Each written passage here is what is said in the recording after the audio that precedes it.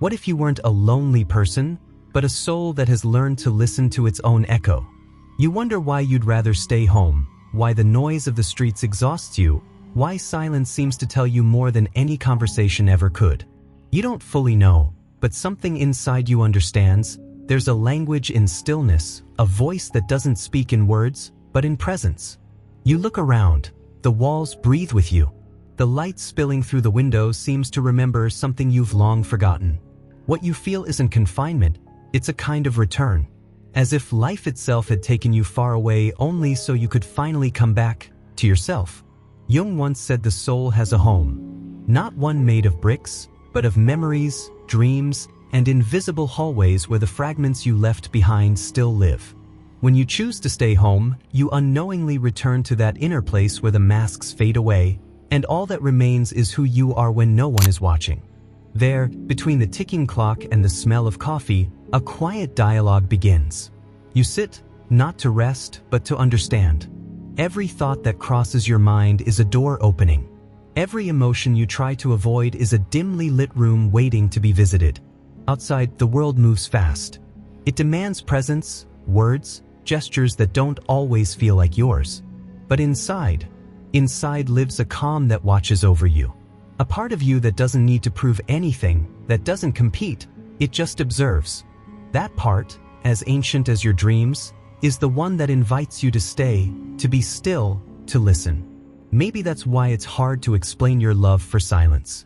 Because it isn't about fear or apathy. It's something deeper, an invisible calling that asks you to return to your center, to the core where everything begins.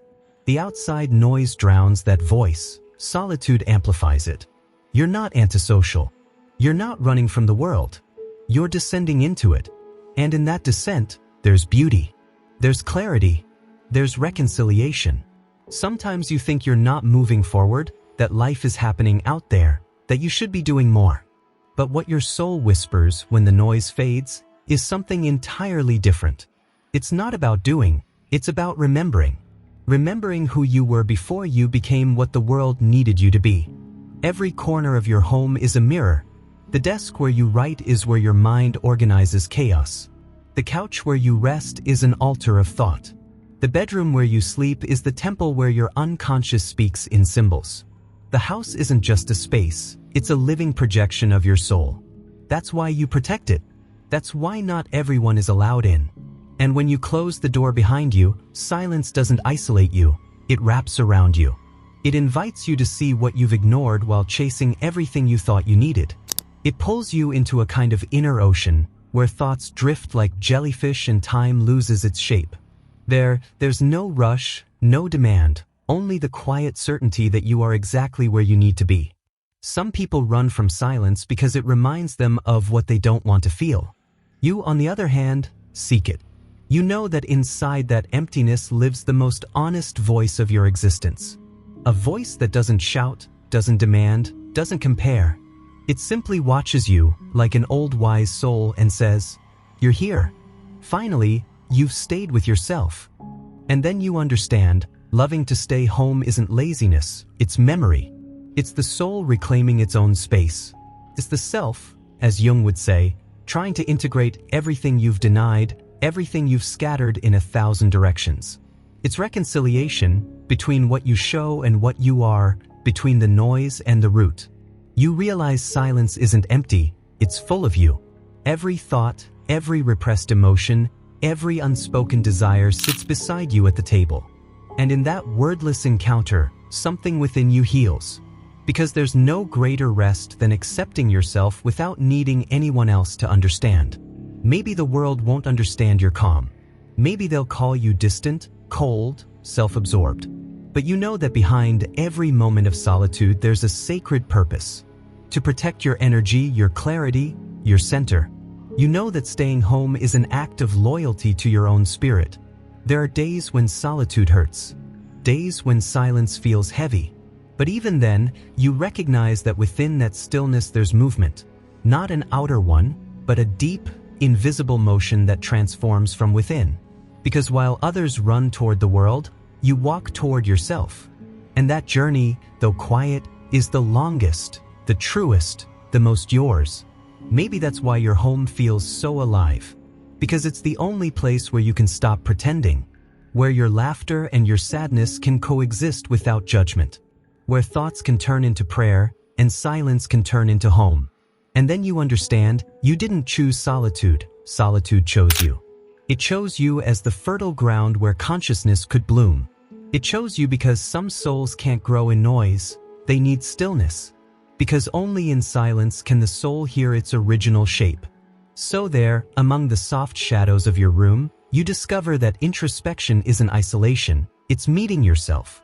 You're not escaping the world, you're returning to the source. Staying home isn't confinement, it's a way of opening yourself to the invisible. Jung once said the most terrifying thing isn't looking outward, it's looking within. You've already taken that step. And even if no one sees it, that gesture, staying, listening, understanding, is a form of courage. Because not everyone can face their own reflection without running. But you can. That's why your home embraces you, your silence understands you, and your soul, finally, breathes. There's something sacred about learning to stay. To resist the impulse to run toward what glitters outside, to remain in that space where the soul can finally hear itself without interruption. Not everyone can face that mirror. Not everyone understands the strength it takes to remain still. But you, the one who's felt the call of silence, you know that staying isn't surrendering. It's opening yourself to what you truly are when every voice in the world goes quiet. The soul has its own timing. And that timing isn't measured by clocks, but by depth. When you're home, time stretches, minutes turn into contemplation. Something in you slows down, as if life were unfolding in slow motion just to reveal the details you normally ignore. The dust floating in the air, the effortless rhythm of your breathing, the distant hum of a world that keeps spinning without you, all of it suddenly becomes part of a silent symphony that only the attentive can hear. In that stillness, the mind begins to speak another language. No longer the language of urgency or to-do lists, but the language of symbols. You see an old photograph and feel an echo you can't name. A shadow on the wall reminds you of something you never lived, yet somehow remember. It's the unconscious knocking on your door, showing its face through small, ordinary gestures. Jung would call it the dance between the conscious and the unconscious, the eternal dialogue between what you know and what silently lives within you. Staying home, deep down, is about opening that door. It's allowing what's been repressed to come to light, giving a voice to what's been denied. And it's not always comfortable. There are days when silence grows so thick it feels heavy. Days when the mind won't stop talking, when every corner of the room reminds you of something you've avoided for years. But that discomfort isn't your enemy. It's part of the process of individuation, the soul's alchemy that turns the lead of fear into the gold of awareness. You look into the mirror and no longer see just a face. You see a story. You see the sum of your masks, the ones you built to survive, the ones you wore to be accepted. And behind them, something ancient appears, a gaze that doesn't depend on anyone, a calm that has always been there. It's the self, the totality Jung described, that deep core within you that observes without judgment and reminds you that you are not your thoughts, nor your wounds, nor your roles. In that recognition, something softens. You start to let go of the need to be everywhere, to meet every expectation. You begin to understand a deeper kind of presence, inner presence. The kind that doesn't seek attention, but understanding. That isn't built outward, but inward. Being home is practicing that presence. You don't need an audience or approval, only honesty. And within that honesty, the shadows appear. Those fragments of yourself you once denied, the emotions you rejected because you were told they were too much. The sadness you buried under productivity. The anger you masked with kindness. The fear you covered with indifference. All of them rise when the noise fades. And though they hurt at first, you soon realize they didn't come to destroy you, they came to be integrated. Because you can't be whole while you're still fragmented. Little by little, your home becomes a map of your inner world. Each room reflects a part of you. In the bedroom, you sleep and dream. There, the unconscious speaks its own language, full of symbols that defy logic. In the kitchen, you turn the raw into nourishment, just as the soul turns experience into wisdom. In the bathroom, you cleanse yourself, letting go of emotions that have already served their purpose. Even the hallway, with its closed doors, represents the parts of you you're still afraid to open. And in that quiet journey, you discover that home is not just a refuge, it's a mirror. It's not just a place you live in, but a place that shows you who you are. The more you inhabit it, the more you inhabit yourself. The more silence you allow, the more clarity emerges. Outside, society glorifies speed, exposure, constant connection. But you begin to understand another kind of connection, the one born from stillness. It's not about being out of the world, but about inhabiting it from another place. From a deeper, quieter center. From a consciousness that doesn't need noise to feel alive. And when that consciousness awakens, even the way you see things changes. The cup you hold every morning is no longer just a cup, it's a ritual. The act of turning on a lamp isn't routine, it's a gesture of light. Every small movement becomes a form of meditation. You realize the soul doesn't need grand ceremonies, it only needs pure attention. But you also understand that silence must never become a prison.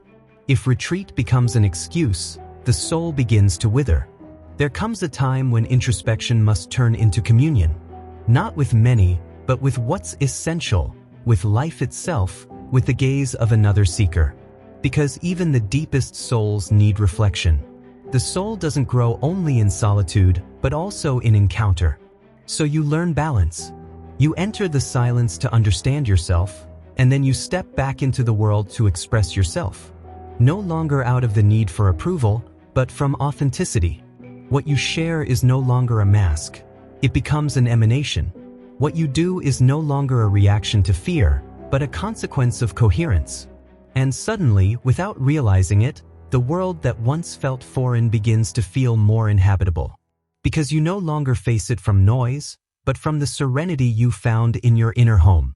Your house remains your temple, but it's no longer your boundary. It's the point of departure from which you expand consciously. You go out again, yes, but no longer as someone fleeing silence.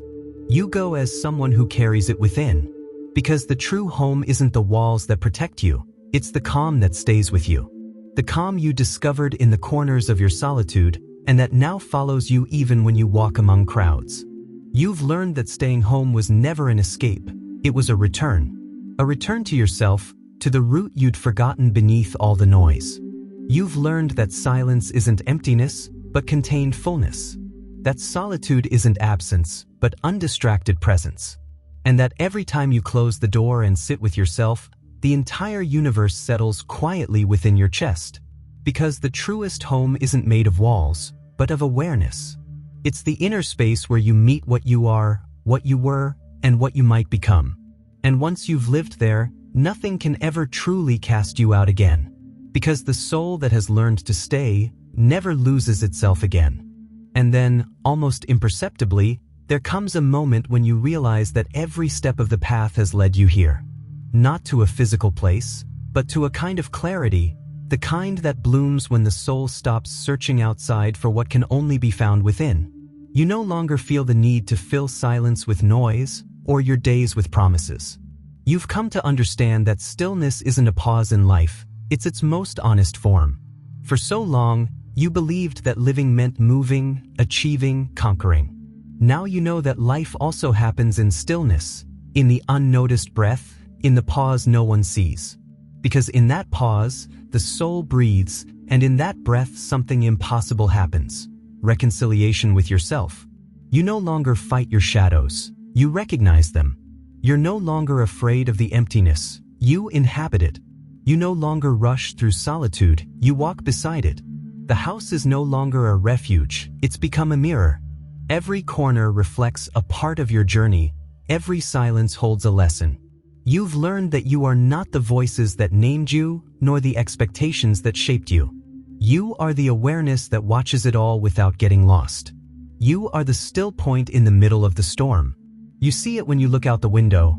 The world keeps spinning with its relentless rhythm, but you no longer spin with it the same way. Your movement is inward. Your revolution is invisible. When the soul grows quiet, it reveals its roots. You begin to feel connected to everything without needing to own anything. You no longer seek to belong because you've realized you were never outside of anything. What you once called the world now appears as an extension of yourself. And in that recognition, the border between inside and outside dissolves. What happens outside touches you, but doesn't drag you. What happens inside guides you, but doesn't trap you. Everything finds its natural balance, like a river that's finally learned its course. It wasn't easy to get here. There were nights of confusion, thoughts echoing like whispers in a cave. Days when you doubted whether silence was truly the path or just another trap. But little by little, every question found its place, not because answers arrived, but because you stopped needing them. You understood that wisdom doesn't always speak through words. Sometimes it reveals itself in the serenity of someone who's at peace with not knowing. And in that acceptance, something within you expands. You no longer feel the urgency to define yourself, explain yourself, justify yourself. You know you are change, and that's enough. The essence of who you are can't be contained in a story, a label, or a biography. The soul has no fixed form. It moves like mist, adapting to life without losing its essence. That understanding is freedom, the quietest, deepest kind there is. You realize that loving to stay home was, in truth, a metaphor for something far greater. It wasn't about the walls that sheltered you, but about returning to the place where consciousness is born. It was life's way of reminding you of the value of pausing, of looking inward, of listening. Every moment of solitude was a seed of presence. Every quiet afternoon, a meeting with yourself. And now, looking back, you understand you didn't waste time, you planted it. The world's noise hasn't disappeared, but it no longer rules you. You've learned to hear it like the sound of rain, a background that accompanies but never invades. You can walk among crowds without feeling lost, because you carry your center with you. That is true independence, not the kind measured by distance, but by awareness. You no longer need to leave to find peace. Peace lives wherever you are. In that state, everyday life transforms. The simple becomes sacred. Cooking a meal, tidying a room, taking a deep breath before sleep, each act turns holy because you're awake while doing it. When the soul awakens, the ordinary becomes revelation. You no longer need something extraordinary to feel alive. You're alive simply because, at last, you're present. Sometimes that presence carries a hint of melancholy, not a destructive sadness, but a tenderness toward who you once were. You look back at your old searches, your need to fit in, your hunger to be understood, and you feel compassion. You know every effort was necessary to bring you here. Even the noise had a purpose, pushing you toward silence. Even the emptiness was a bridge, not a void. Everything was part of the same lesson, coming home to yourself. There's a kind of beauty that only appears when you stop chasing it. It comes on its own, like light that enters uninvited. That beauty is born from balance, between soul and world. It's no longer a fleeting emotion, but a way of being. You feel it in your breath, in the calm way you watch the sky, in the patience with which you let life unfold at its own pace. You understand that nothing essential can be forced, that the soul only blooms when given time and silence. And so, the home you've built within yourself becomes unshakable. No noise from outside can tear it down. You can go out into the world, connect, create, share, but you always know where to return. It doesn't matter the city, the country, the circumstance. There's always an inner doorway waiting. You cross it with a single gesture, closing your eyes and breathing. And in that breath, everything falls back into place. That's the final paradox. Staying home prepared you to face the world. You learned that silence wasn't a destination.